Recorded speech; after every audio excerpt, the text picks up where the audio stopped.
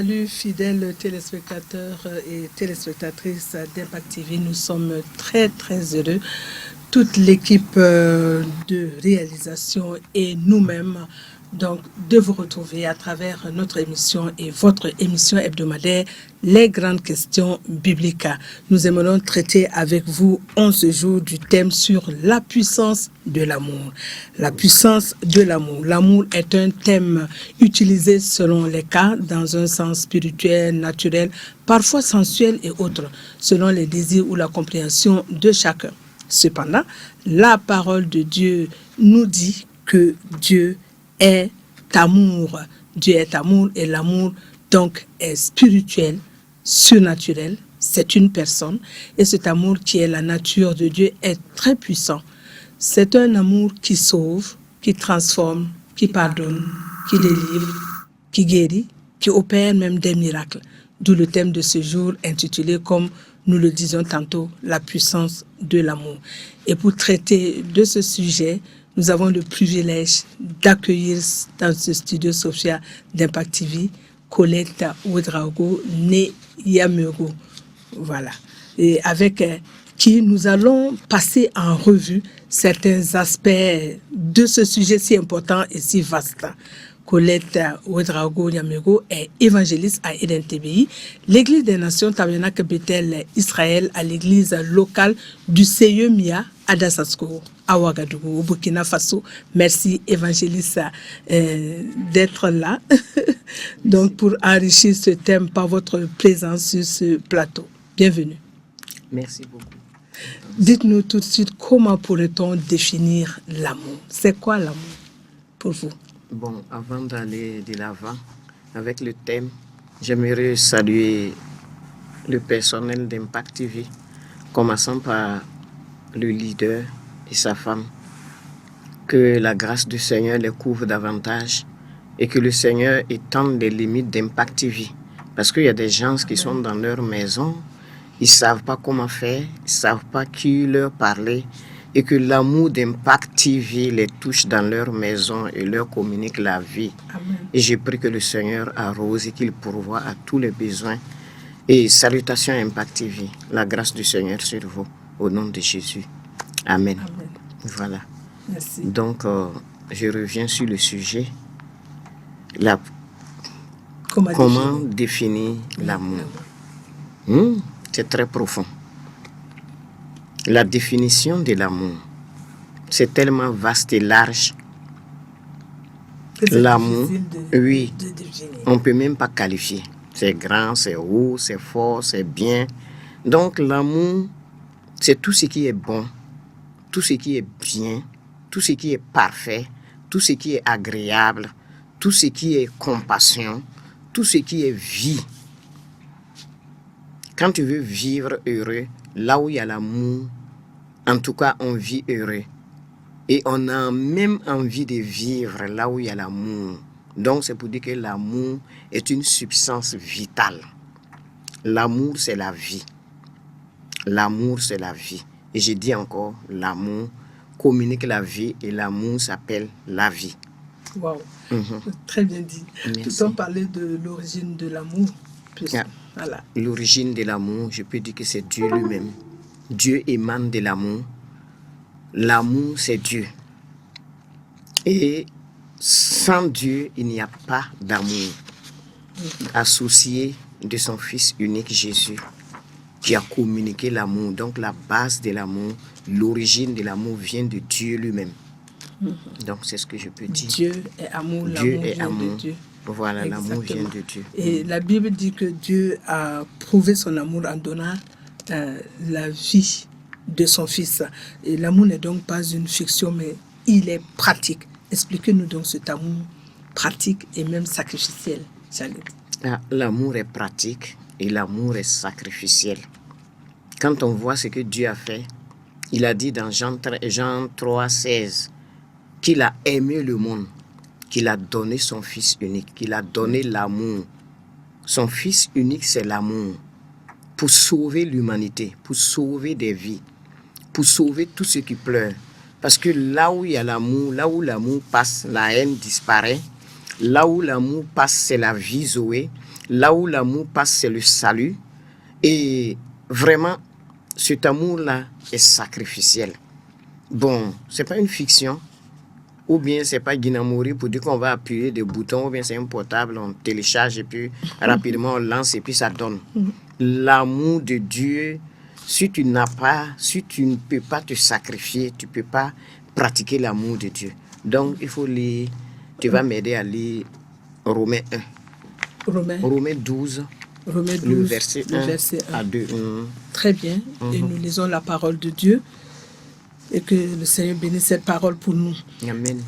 Romains chapitre 12, le verset 1 nous dit ceci. Je vous exhorte donc, frères, par les compassions de Dieu, à offrir vos corps comme un sacrifice vivant, saint, agréable à Dieu, ce qui sera de votre part un culte raisonnable. Je continue. Ne vous conformez pas au siècle présent, mais soyez transformés par le renouvellement de l'intelligence, afin que vous discerniez quelle est la volonté de Dieu, ce qui est bon, agréable et parfait. Oui. Amen. Parce que si nous voulons pratiquer l'amour, si nous voulons nous donner réellement à l'amour, il faut se donner soi-même, comme Jésus l'a fait. Et quand on regarde la vie de Jésus, ce n'est pas facile. Mais il s'est sacrifié parce que l'amour est sacrificiel. Si tu ne te donnes pas comme un sacrifice, tu ne peux pas pratiquer l'amour. Et quand on donne un sacrifice, le sacrifice ne bouge pas. Il obéit. Et jusqu'à ce que l'amour paraît. Comme il est dit, n'est pas nous choses inconformes au siècle présent. Oui. Le siècle présent ne connaît pas l'amour. Mais quand tu laisses Jésus lui-même rentrer en soi, tu vas voir que la pratique de l'amour sera plus facile encore à pratiquer. Ce que je peux donner comme témoignage, un jour j'étais allé pour évangéliser. J'étais assis, j'étais un peu fatigué. On revenait de l'église, il a dit, ce soir-là, tu vas sortir.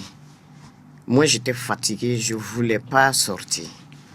Et quand je me suis rappelé de ce verset, je me suis dit, mais ce jour-là, s'il part, il ne reviendra plus jamais. Il fera partie des archives. Peut-être le Seigneur veut sauver quelqu'un. Je me suis levé, j'étais lourde, je ne pouvais même pas marcher, mais j'ai fait un effort, j'ai enlevé le sommeil là. J'ai enlevé de l'eau, j'ai lavé mon visage et puis j'ai pris la route.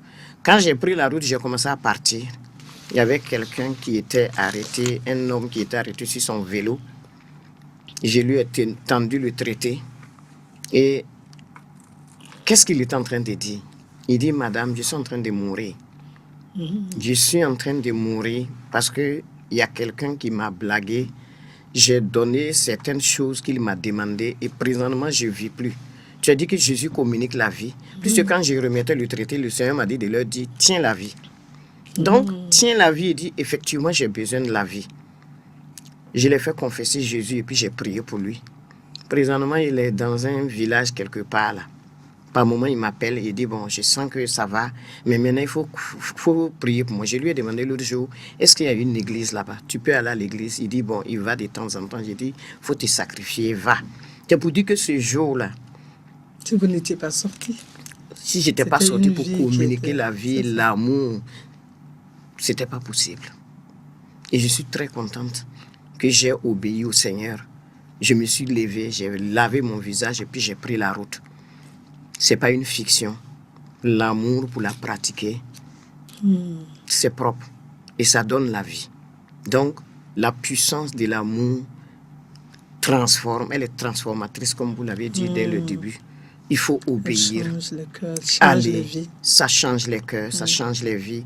Et cet homme-là, quand il m'a appelé, j'ai dit, mais où je connais cet homme? Il m'a dit, mais un jour, tu es sorti, tu m'as croisé vers Taptenga.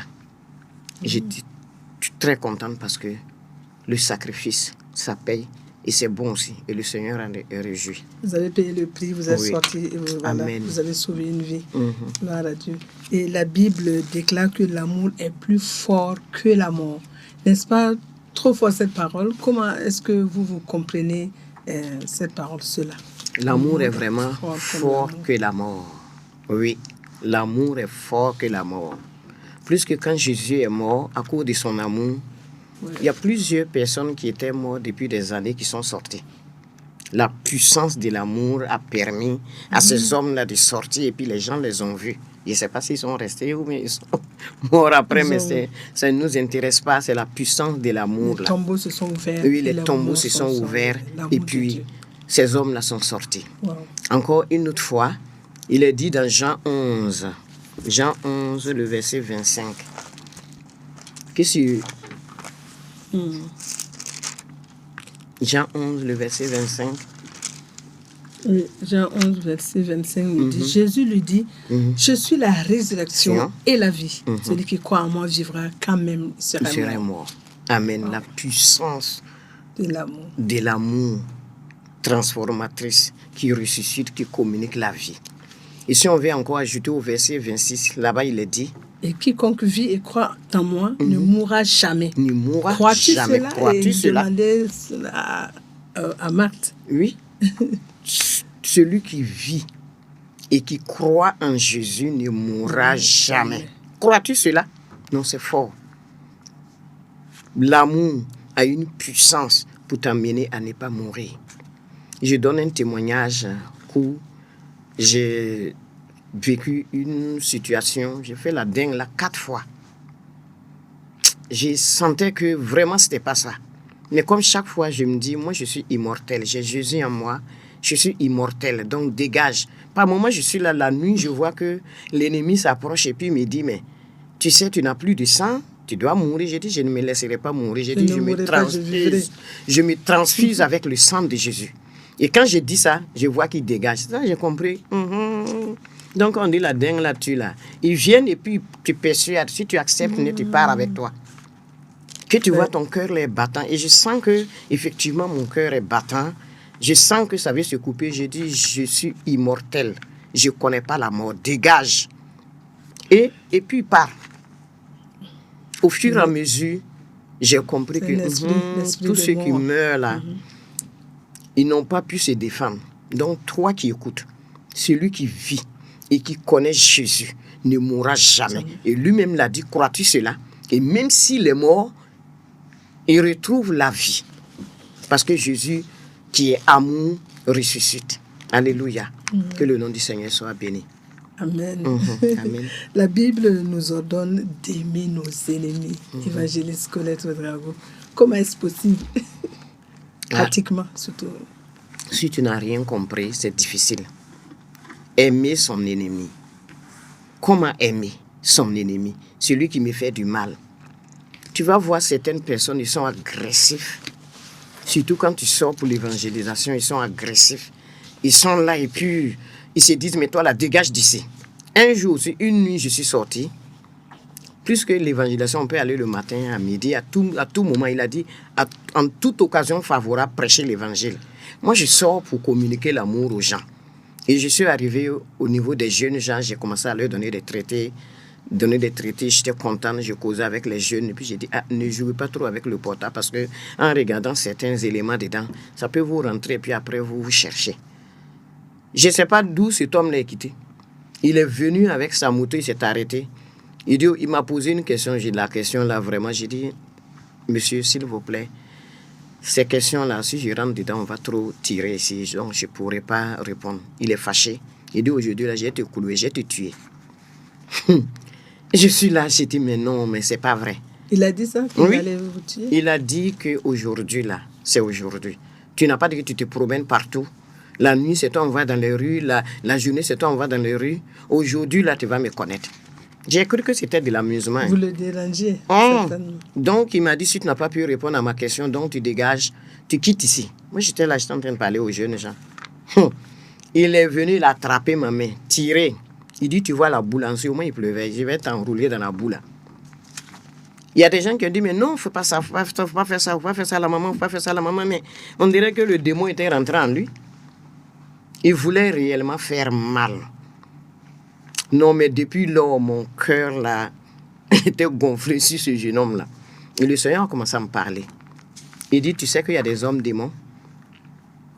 Comment nous allons faire pour aimer nos ennemis? Il y a d'autres, ce n'est pas de leur faute. Il grince parce qu'il a besoin d'amour. Peut-être qu'il est en train de me dire, tu sors chaque fois, mais ce que tu dis là, ça ne rentre pas en moi. J'ai besoin de vie, j'ai besoin d'amour. Tous ceux qui ont besoin d'amour, quand vous allez les voir, ils sont grinçants, ils sont sur leur défensive, en train de crier. Mais il faut que l'amour qui est en nous arrive à les transformer et puis les guérir. Transcende tout cela. Et on doit les aimer.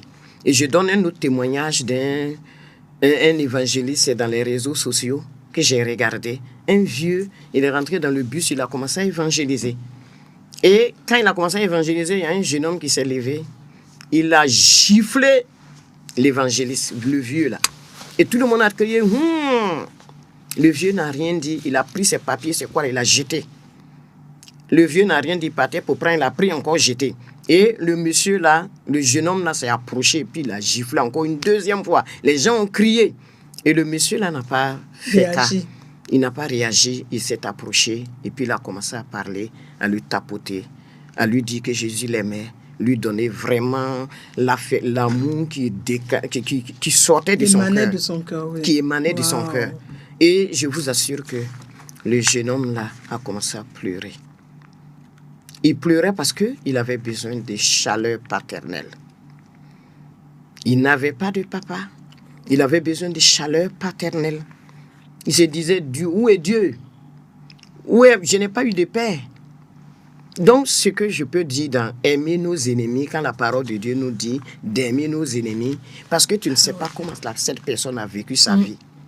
Tu peux voir quelqu'un arrêté, ça peut être ton mari, ça peut être ton patron, ça peut être ta maman. Comment elle a vécu sa vie depuis l'enfance? Peut-être qu'elle a souffert, elle a été brimée.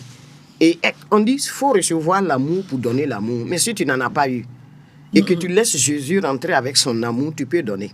Mais ceux qui n'ont pas encore reçu, c'est compliqué. Donc, comment aimer son ennemi? Parce qu'il y a des gens, je peux dire qu'ils ont été même mal sévrés. Quand quelqu'un est mal sévré, là, écoutez bien. Quand une femme prend une grossesse, et puis un autre enfant qui est celui on est en train de sévrer là, parce qu'un autre est venu vite, il se sent abandonné, il a besoin d'amour. Et tu vas voir que cette personne qui grandit là, il grandit avec un déséquilibre affectif. Il peut épouser sa femme, chercher encore la chaleur maternelle ou paternelle qu'il n'a pas reçue. Quand toi tu commences à grincer et puis tu dis je veux ça, ou bien ça comme ça, rapidement il s'énerve et tu vas dire mon mari est comme ça ou bien ma femme est comme ça. Il faut comprendre pourquoi les gens réagissent de cette façon et puis leur communiquer le véritable amour. Laisser l'égoïsme, laisser moi, et puis communiquer l'amour à l'autre. Vous allez voir un changement radical. Donc, aimons nos ennemis. Il y a plusieurs sortes d'ennemis. Parce qu'il y a des ennemis, eux, ils ne sont pas aimables. On les appelle hommes démons, comme Judas. Quel que soit l'amour que tu vas lui donner, c'est pas possible. Mais plus que tu ne peux pas savoir, donne l'amour. Et quand donnant l'amour réellement, quand c'est vrai là, parce que l'amour n'est pas faux. Quand tu approches avec du faux, ça se sent. Mais quand c'est le véritable amour qui découle de toi, ça fait un miracle. Ça fait un miracle et tu vas voir que la personne va s'affaiblir. Même si c'est un ennemi qui est en lui, l'ennemi va s'affaiblir et puis tu vas pouvoir aider la personne avec amour. Mais si c'est un homme démon, quand j'ai dit homme démon, Jésus a dit, j'ai appelé 10 disciples, mais il y a un de vous qui est un démon. Comment reconnaître ces personnes? Dans Genèse 6, là-bas il est dit que les fils de Dieu ont vu que les fils des hommes étaient belles et ils leur priaient pour femmes. Et ces enfants qu'ils ont mis au monde là, ils étaient foncièrement méchants parce que c'est un mixage. Mais quand c'est deux démons, il y a des gens, ils sont au milieu de nous. Ils sont au milieu, ils sont dans les marchés, ils sont dans les services, ils sont partout. Et si tu croises ces personnes-là, il faut fuir en même temps. Tu ne fuis pas, mais tu te dégages parce que si tu restes, il va te tuer. Mais celui de choses là, comme on appelle Genèse 6, et là, c'est en ce moment que Dieu a dit qu'il était dégoûté d'avoir créé l'homme et qu'il va emmener le déluge parce que les hommes étaient méchants. Foncièrement méchants. Vous voyez? Donc, il y a des ennemis de ce genre. Quand tu vois que c'est comme ça, tu te dégages, tu t'en vas. Parce que lui, il ne connaît pas l'amour. Si tu lui donnes l'amour même, c'est comme si tu mettais du feu sur lui. Ça ne change pas. Mais le véritable homme, qui a été blessé dans son enfance, qui a vécu des choses, quand tu lui donnes le véritable amour rapidement, ça change radicalement les choses. Donc, quand il a dit d'aimer nos ennemis, là, allons de l'avant et nous allons voir des miracles que le Seigneur va faire au travers de aimer son ennemi. Amen. Son ennemi. Voilà. Comment vous êtes comporté avec cet homme qui voulait vous mettre dans la boue? Ah, vous n'avez rien dit. Cet homme qui voulait me mettre dans la boue, moi je le regardais, je me suis dit, mais tiens bon. Au début, j'étais fâché, j'étais énervé, mais je savais que je suis sorti pour une mission. Après, il est dans le quartier. Il est dans le quartier. Oui, il est dans le quartier. Un jour, je suis sorti encore. Et puis, ce qu'il a fait là, il a mis la peur à moi. J'avais peur de sortir. Et puis, le Seigneur me dit, mais tu n'as pas à avoir peur.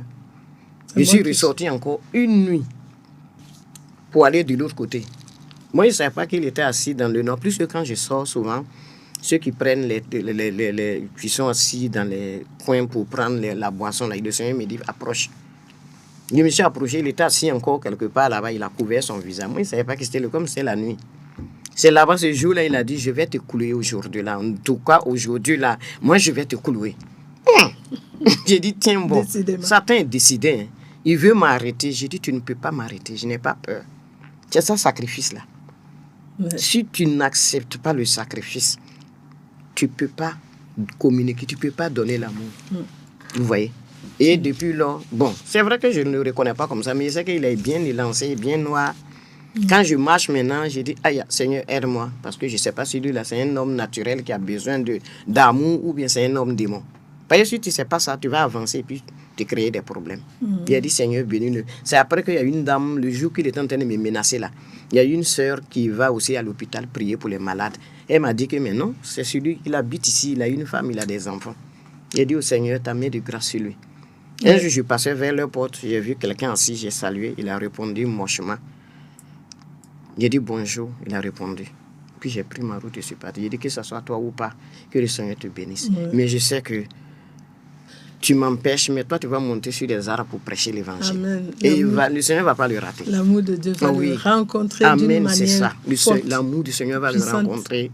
Et si réellement il y a une blessure dans son cœur, pourquoi il y a d'autres qui disent, où est Dieu, vous nous fatiguez. Où est Dieu? Et puis les gens souffrent, non? Dieu a déjà donné sa parole. La loi de Dieu est en nous. Si tu ne la mets pas en application, Dieu ne vient pas te forcer pour te dire, marche selon ça, fais comme ça, fais ceci ou bien fais cela. Donc si le monde est en train de s'écrouler, ce n'est pas la faute à Dieu. Nous marchons selon l'amour, ressemblons à Dieu, soyons à l'image de Christ. Et sa grâce va nous accompagner. Et l'amour va sauver notre nation, sauver des vies, sauver des foyers, sauver des services, sauver surtout notre nation qui a besoin d'être un défi à relever. Allons avec amour. Surtout cette année, il est dit conquérant moissonneur. Avec la puissance de l'amour, nous allons sauver plusieurs personnes. Nous allons sauver des vies. Et notre nation sera sauvée. Amen. Et les Saintes Écritures, justement, affirment que l'amour de Dieu est répandu dans nos cœurs par le Saint-Esprit. Alors, cet Esprit de Dieu, l'amour dans notre cœur, voilà, va se manifester. Oui. Pratiquement comment, voilà, ça doit se manifester, n'est-ce pas? Oui, ça doit se manifester parce que là où le Saint-Esprit règne, lui va te donner la direction. Il va te donner la direction et tu vas éviter pas mal de choses. En tout cas, l'amour de Dieu, Dieu l'a déversé en nous. Et par son esprit, nous allons pouvoir triompher et avoir la victoire. Je donne un petit témoignage. J'étais sorti pour aller encore évangéliser. Il m'a dit de passer là. Moi, je ne voulais pas passer ici. J'ai pris une autre route. C'était chaud sur moi ce jour-là. Parce que vous n'avez pas obéi à l'Esprit de Dieu. Je n'ai pas obéi à l'Esprit de Dieu. Et ce jour-là, c'était chaud. Après, j'ai commencé à me plaindre. Et puis, il me dit, mais je t'ai dit de prendre la gauche. Toi, tu es allé à droite. Et puis, tu es allé tourner quelque part. Tu voulais rejoindre l'autre bout pour retrouver la gauche. Tu as vu ce que tu as vécu. Donc, c'est vrai que l'amour de Dieu est en nous par le Saint-Esprit. Mais il faut qu'on obéisse. Et c'est dans l'obéissance que nous allons éviter certains pièges que le diable a placés devant nous. Ne disons pas que ce sont nos pensées. Quand Dieu parle, il faut obéir. Quand Dieu parle, il faut obéir. Et quand la Bible dit que celui qui n'aime pas son frère est un meurtrier, n'est-ce pas trop fort? Oui, c'est fort. Donc, dites-nous cela et quel est le mystère qui est caché en cela? En tout cas, ce que je peux dire, on va lire Jean 13, 34. Jean 13, 34. Jean 13. Qui nous encourage à nous aimer mutuellement. Très bien. Jean 13, 34 nous dit, je vous donne un commandement nouveau. Aimez-vous les uns les autres comme je vous ai aimé. Vous aussi, aimez-vous les uns les autres. Parole du Seigneur. Oui, il a dit, aimez-vous les uns les autres. Si tu n'as pas l'amour en toi, tu es un meurtrier. C'est trop fort. Parce que ne pas aimer son frère, c'est comme ce que j'ai dit là. Tu vas voir quelqu'un qui vient te provoquer parce qu'il est dans le besoin d'affection et amour. On dit l'homme est un être relationnel et affectif. Sans amour, l'homme ne peut pas avancer.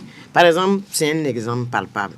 Quand tu rentres dans un milieu qu'on ne t'aime pas, par exemple, ceux qui sont dans leur cours, c'est les seuls convertis, ils quittent à l'église, arrivent comme ça, les pieds là se mélangent parce qu'on dit, il faut y aller. D'où viens-tu? À l'église, tes pieds là se mélangent. Tu vois, comment tu as fait? Comment tu as fait? Tu mets la haine, tu deviens meurtrier, tu ne pourras pas les sauver. Tu vois? C'est un peu compliqué. Mais là où il y a l'amour, là où tu es choyé, là où c'est paisible pour toi, quand tu rentres là, tu t'égayes et puis tu rajeunis et là c'est propre et c'est bon. Donc, pour éviter qu'on soit des meurtriers, au début là j'ai bien expliqué, il y a des hommes démons et il y a des hommes aussi qui sont métissés. Démons, hommes. Cette personne-là, souvent il veut faire le bien, il ne peut pas. C'est ceux qui sont possédés. Bon, ils sont possédés, peut-être qu'il faut un miracle du vin, l'eau changée en vin. Et puis quand ces personnes-là pratiquent l'amour, ils peuvent avoir un changement. Sinon même la parole de Dieu, là, ça rentre mais ça glisse. Parce que c'est un mixage de démons et hommes. Par moment, le pourcentage d'amour là, dans ces personnes-là, c'est minime. Si c'est 2% ou 23% d'amour, tu vois, non? Et puis tout le reste là, c'est compliqué. Et si ces personnes-là sont là, ils ont besoin qu'on les aime. Ils vont te créer toutes sortes de problèmes. C'est comme Paul qui disait que j'ai livré à l'exemple. Il a livré à Satan. Il a livré à Satan parce que son comportement là n'était pas ça. Il fait tout mais ça ne change pas. Tu vois? Donc, il faut qu'on fasse très attention. Nous, si nous sommes remplis d'amour, on va pouvoir éviter tous ces éléments-là. Et il y a autre chose aussi que je veux ajouter. Par exemple, une femme enceinte, c'est pourquoi la parole de Dieu a dit ne pas garder les rancunes. Une femme enceinte, tu as fait des histoires, soit avec ta belle-mère, ou bien avec ton mari, ou bien avec quelqu'un. Comme tu as un bébé dans le ventre là, vraiment, il faut pardonner. Tu ne pardonnes pas et puis tu te couches avec. Ça donne l'occasion aux esprits méchants de venir transformer soit l'enfant. Ça peut impacter l'enfant dans impacter le ventre. mal même. Et l'enfant sort, tu vas voir, il peut être mongol, tu vas voir des bébés mongols, on dirait ces enfants quoi. L'enfant a été transformé. C'est au travers d'une femme que j'ai évangélisé que j'ai compris ça. La femme là venait dans la cour là, laver les habits. Et un jour, elle dit, tu pries, d'accord, moi je veux que tu pries pour moi. Et j'ai prié pour elle et puis je lui ai dit, comme c'est une musulmane, je lui ai montré comment il faut prier. Et elle dit, il faut prier pour moi parce que depuis là, mon bébé là, je n'ai pas encore vu mes règles, je ne sais pas si c'est une grossesse ou bien c'est une maladie. Gars, c'était une grossesse qui était dedans. Et au fur et à mesure qu'elle venait, j'ai prié pour elle, et puis je lui ai répété, il faut appeler le sang de Jésus, le sang de Jésus, le sang de Jésus. Vous voyez quel miracle Dieu va faire. Elle avait 8 mois et c'était le 9e mois. Elle dit, tanti, hier nuit, j'ai fait un songe. J'ai fait un songe et j'étais en train d'accoucher. Et j'ai dit, le sang de Jésus, aide-moi à accoucher facilement. Elle dit qu'elle a vu un bébé qui est sorti avec des gros yeux carquillés, bizarres. Elle a cru que c'était l'enfant là. Il a sauté, pouf, et puis il est rentré, il est parti. Après, maintenant, elle a accouché son bébé. Joli bébé, cet enfant là, peut-être qu'il a 2 ans, 3 ans maintenant. C'est ça que j'ai dit. Donc, il y a une transformation qui est faite parce qu'elle avait chaque fois, elle faisait pareil, sa belle-mère, son mari. Tu vois ça? Donc, c'est pour dire que il ne faut pas qu'on garde rancune. Il ne faut pas garder rancune parce que tu peux même... haïr les gens il peut être né et puis Ça là, c'est autre chose. C'est comme une maladie. Il est sorti, il est parti. Mais maintenant, tu peux mettre l'enfant au monde, il est impossible. Et puis tu te poses la question, c'est comment? L'enfant a été transformé. Donc, il ne faut pas garder rancune.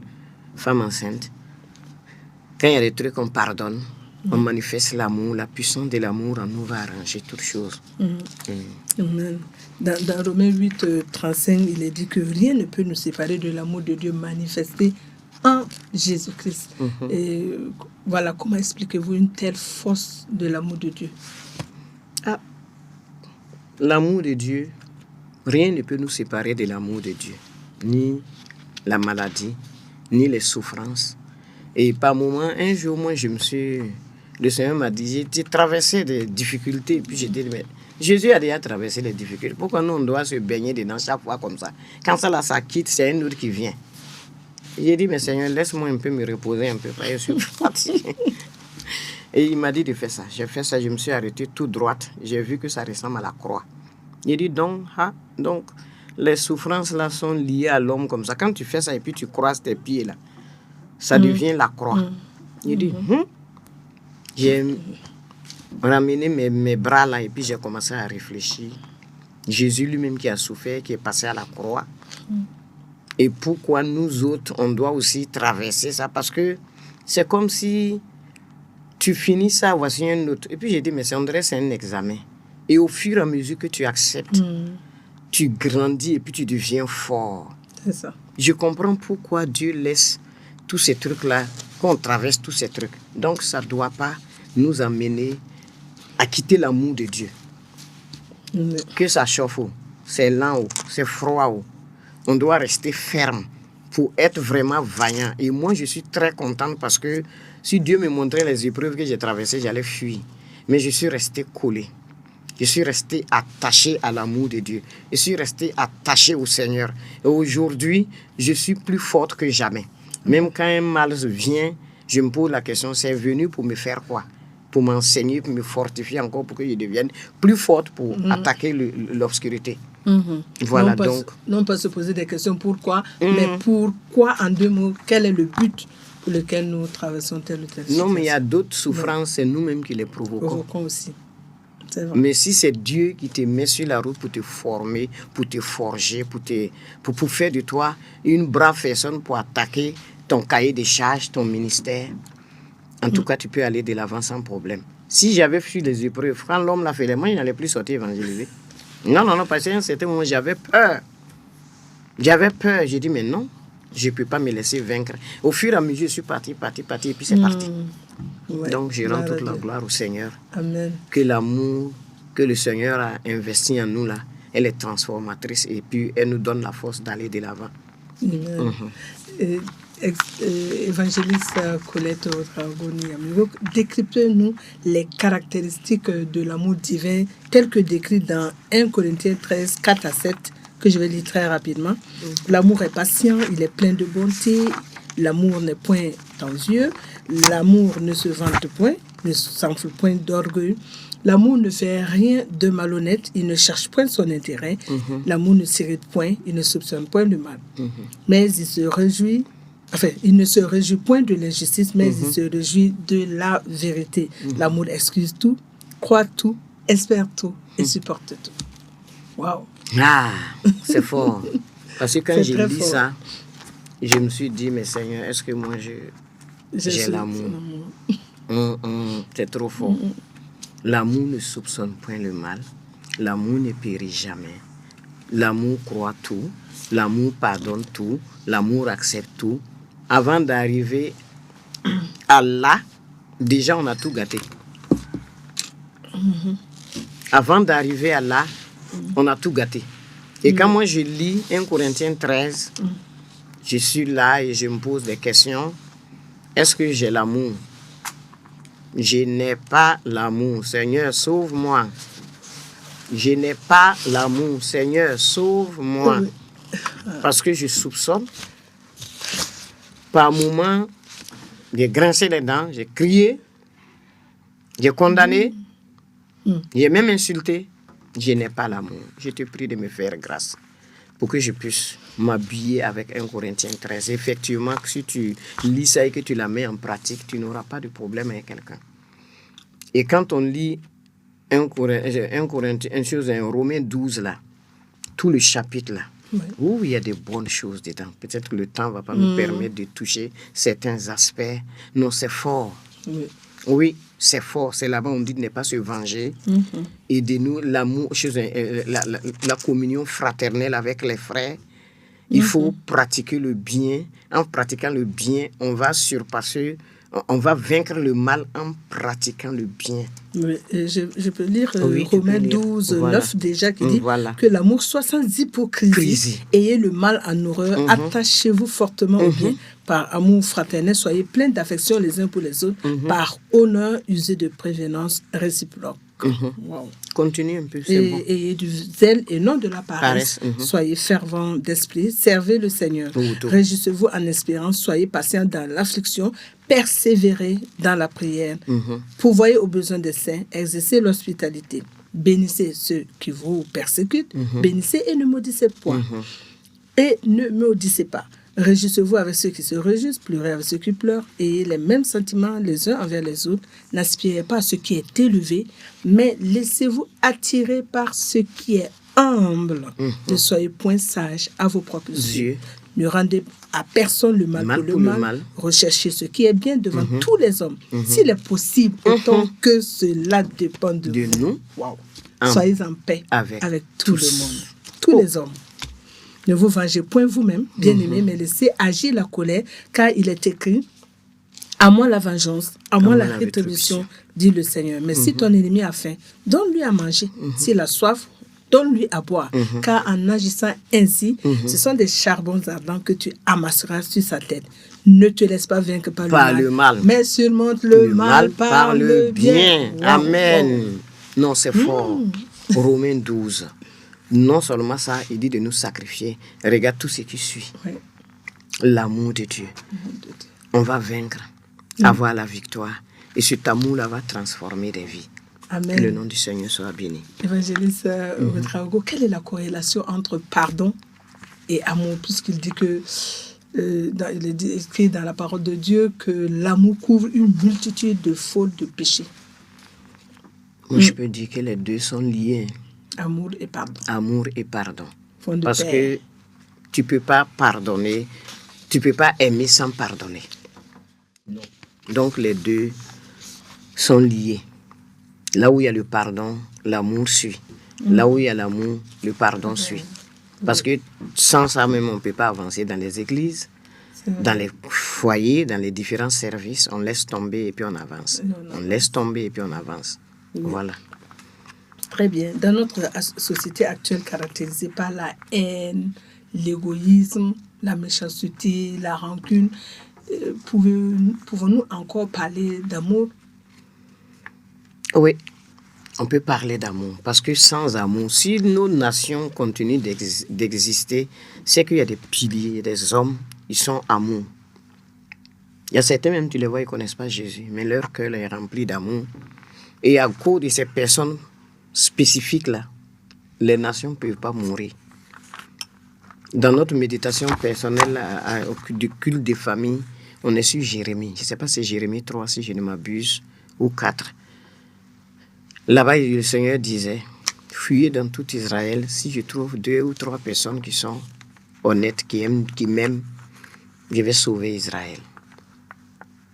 3 ou 2 personnes que je vais sauver Israël. Et quand on continue, tu vois qu'il n'est pas content parce que les gens ont abandonné l'amour. Comme notre maman spirituelle le dit, où elle a écrit son livre, le livre La loi royale.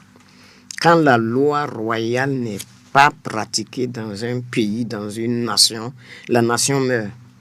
Parce que quand on pratique la haine, là, c'est un mauvais parfum qui monte à Dieu. Ça sent mauvais. Et le péché, ça sent mauvais. Mais l'amour égaye Dieu.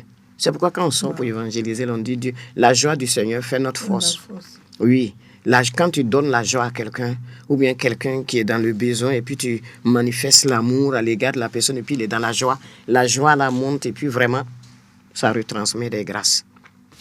Donc, que le Seigneur nous aide.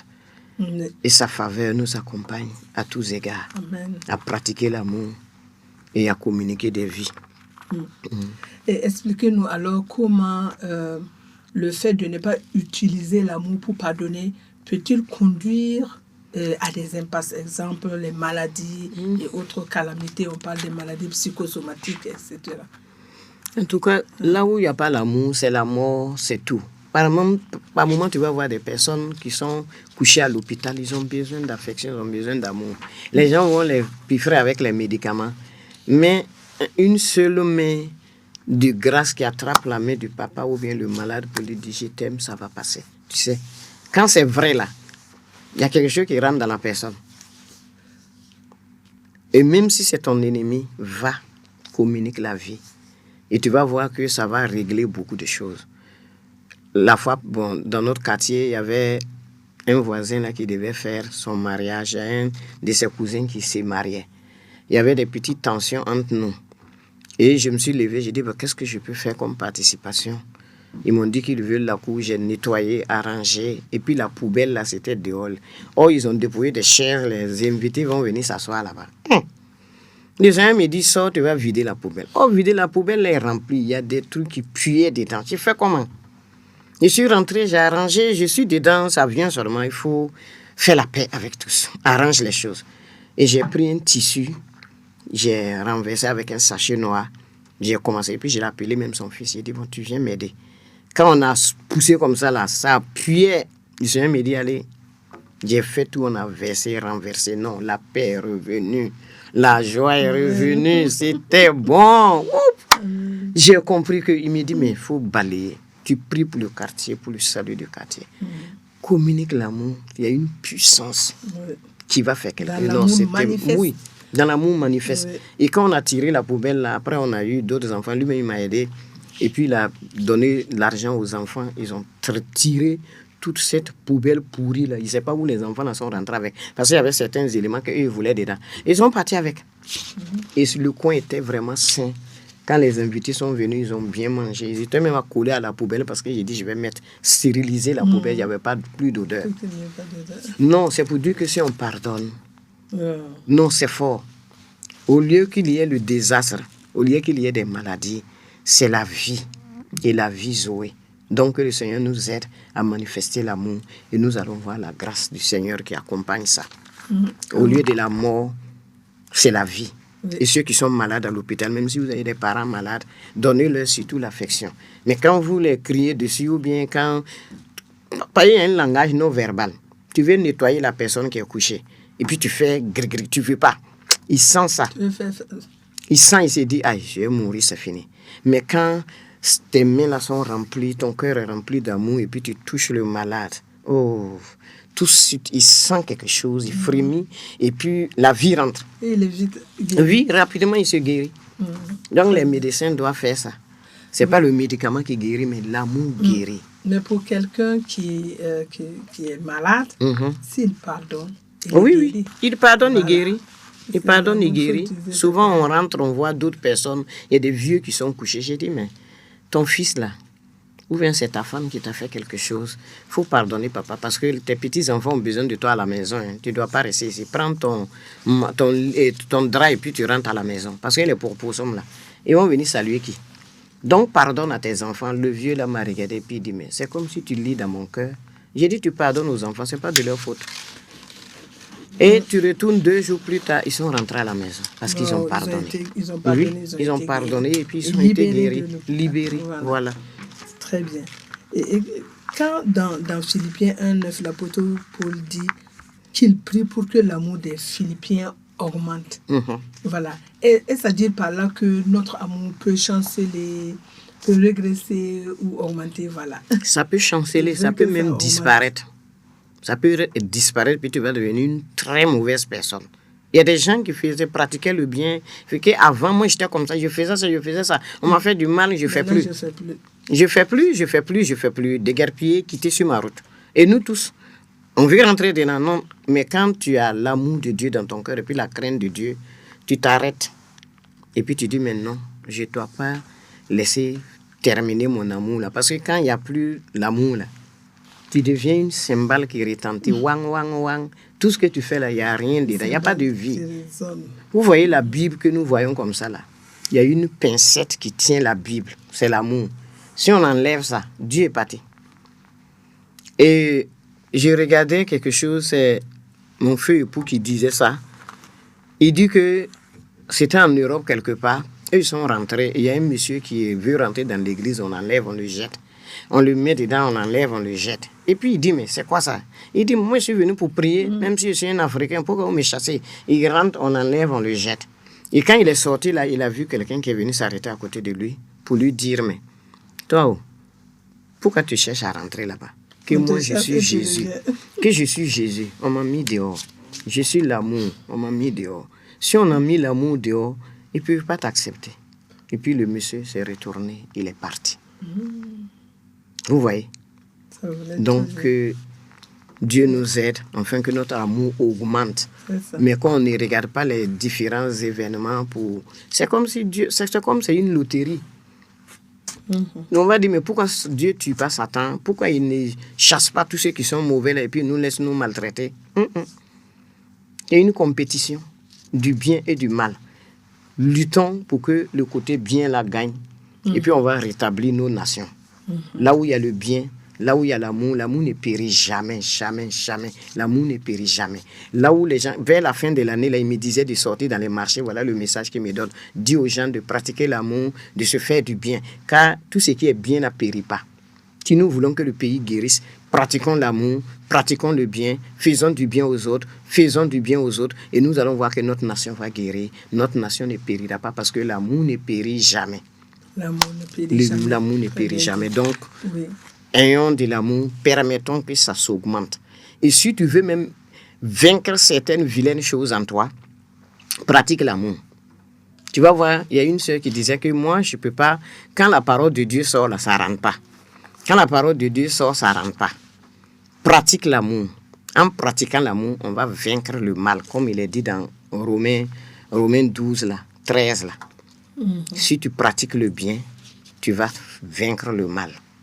Donc, en pratiquant le bien, l'amour là va augmenter et elle ne finira jamais parce que tant que Jésus est là, tant que Dieu lui-même est dans ton cœur, l'amour ne finira jamais et il ne périra jamais. Excellent évangéliste. On assiste avec impuissance à beaucoup de divorces dans la société actuelle entre un homme et une femme. Et justement, hommes et femmes qui prétendaient s'aimer et se sont même jurés fidélité jusqu'à la fin de leur jour.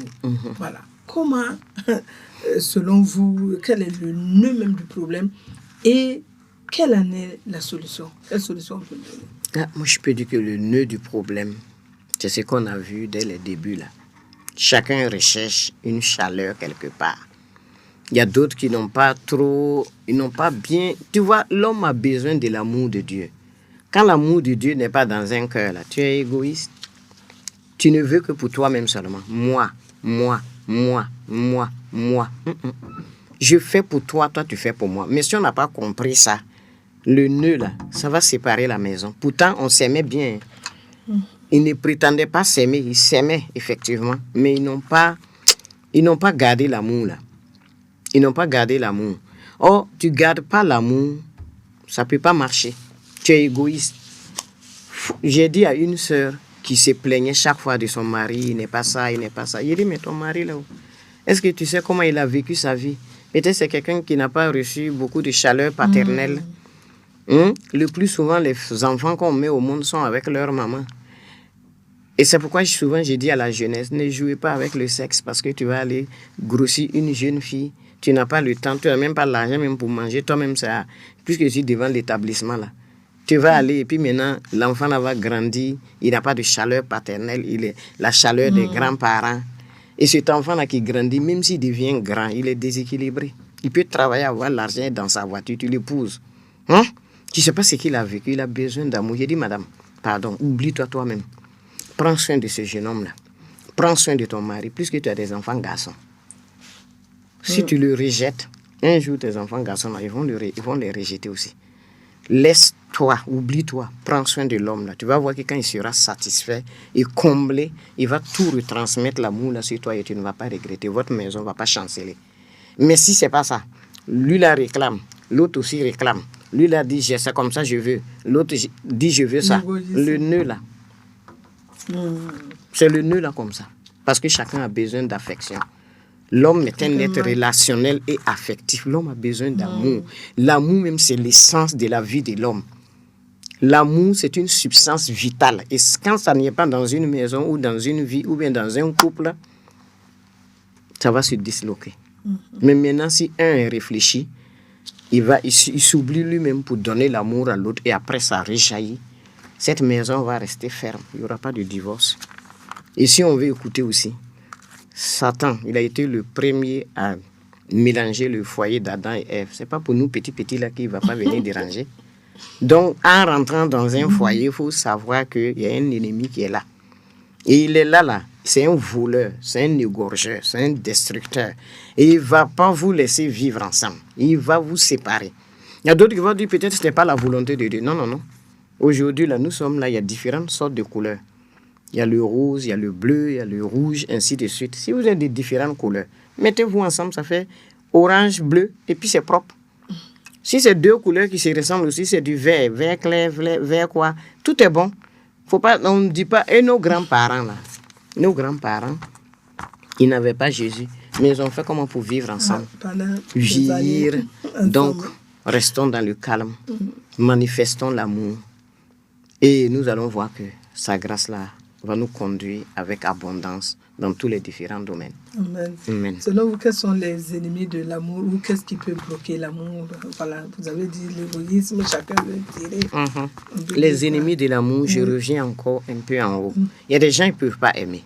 Quoi que tu fasses, ils ne peuvent pas aimer. J'ai parlé de homme-démon, homme mixé.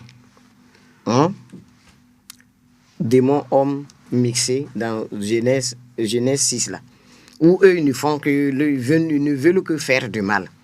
Donc si tu vis avec ces personnes là qui ne connaissent pas l'amour, mais les autres ils se sont laissés corrompre. Ce sont des vrais hommes naturels qui aiment Dieu, mais à cause de tout ce qu'on a fait où on a dit l'amour diminue, l'amour augmente là, ils ont laissé l'amour la partie et puis ils ont pris le pourcentage de la haine est plus grand que l'amour. Ok. Par moment, Dieu nous fait traverser certaines choses. Il y a des codes et puis il y a un examen d'amour. Il y a le premier degré d'amour, deuxième, troisième. Le grand degré, là, c'est à la croix que Jésus a dit, pardonne-leur car ils ne savent pas ce qu'ils font. Ça, c'est le grand degré. Maintenant, il faut qu'on arrive à là. Étienne aussi, pareil. Jésus revient chercher tous ceux qui sont à son image, qui ont accepté de se remplir le pourcentage d'amour, 95%. Et tu vas voir que tu es à l'image de Jésus. Quand tu as l'image de Jésus, ça vient, ça te fait mal, mais tu laisses tomber et puis tu avances. Mais on parlait des ennemis de l'amour. Voilà. Aussi les bénéfices de l'amour. Et dites-nous, comme le temps avance, et les quand bénéfices. on aime, en tout cas, il y a beaucoup de bénéfices. Très rapidement, vous les citez. Quand on aime, il y a trop de bénéfices. Il y a la vie, il y a la paix, il y a la joie, il y a le bonheur. Il y a toutes les grâces que Dieu a, je ne sais pas comment il faut expliquer. Et l'enlèvement aussi. Ce sont des bénéfices. Parce que le Seigneur dit de laver nos robes. On doit laver nos robes. Parce que, quelle que soit ta vie chrétienne, si tu restes ici, c'est zéro. Le grand bénéfice de la pratique de l'amour, c'est l'enlèvement. Quand tu es rempli d'amour, tu as l'image de Christ. Oh là là, quand la trompette va sonner, ta robe est propre. Tu es parti. Tu es parti.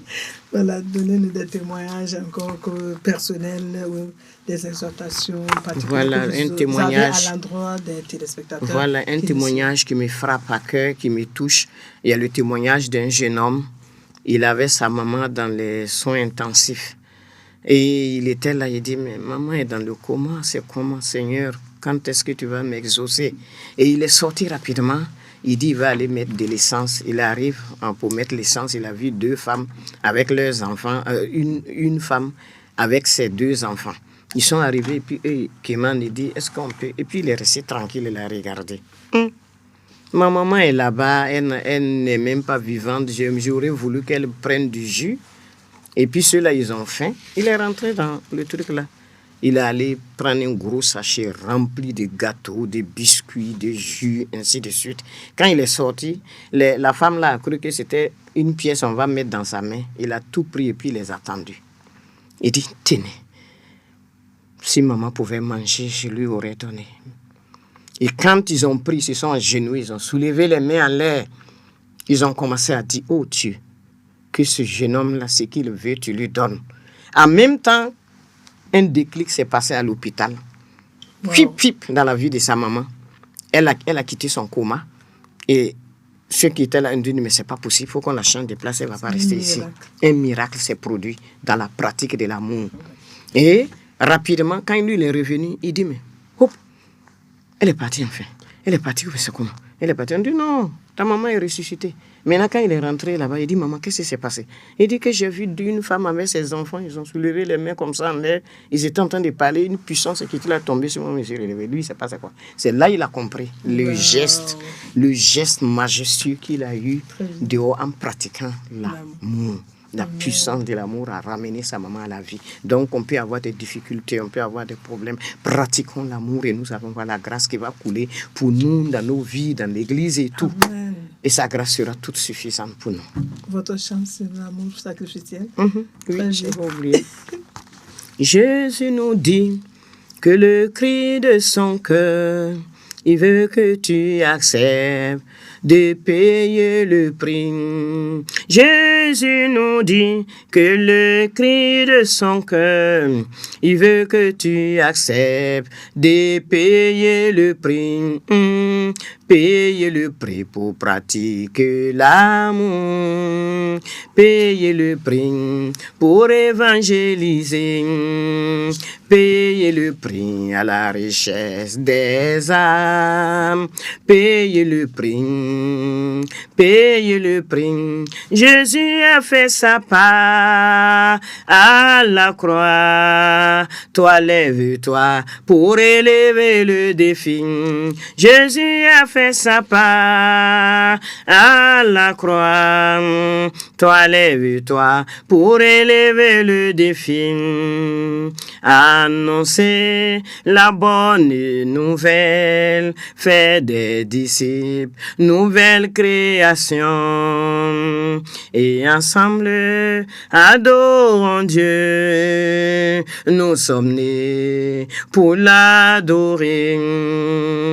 Et ensemble, bénissons Dieu. Nous sommes nés pour le bénir. Amen. Amen. Amen. Que le nom du Seigneur soit béni. Amen. L'amour. L'amour. La puissance de l'amour, c'était avec l'évangéliste Colette Ouedraogo-Yamero. Merci d'être venu. L'amour est l'élément fondamental, la sève même de la vie chrétienne. L'amour est une vie. L'amour est une vie et c'est vraiment une puissance. Sans amour, le monde irait à la dérive. Mais avec l'amour divin, tout est possible et nous pourrions même vivre dans un monde de paix et de bien-être. Vivons donc pleinement l'amour envers Dieu et envers notre prochain. Que la grâce du Seigneur Jésus-Christ, l'amour de Dieu et la communion du Saint-Esprit soient avec vous tous. Amen. Et à un prochain numéro des grandes questions bibliques, Jésus-Christ est Seigneur. Shalom, shalom, shalom. Merci.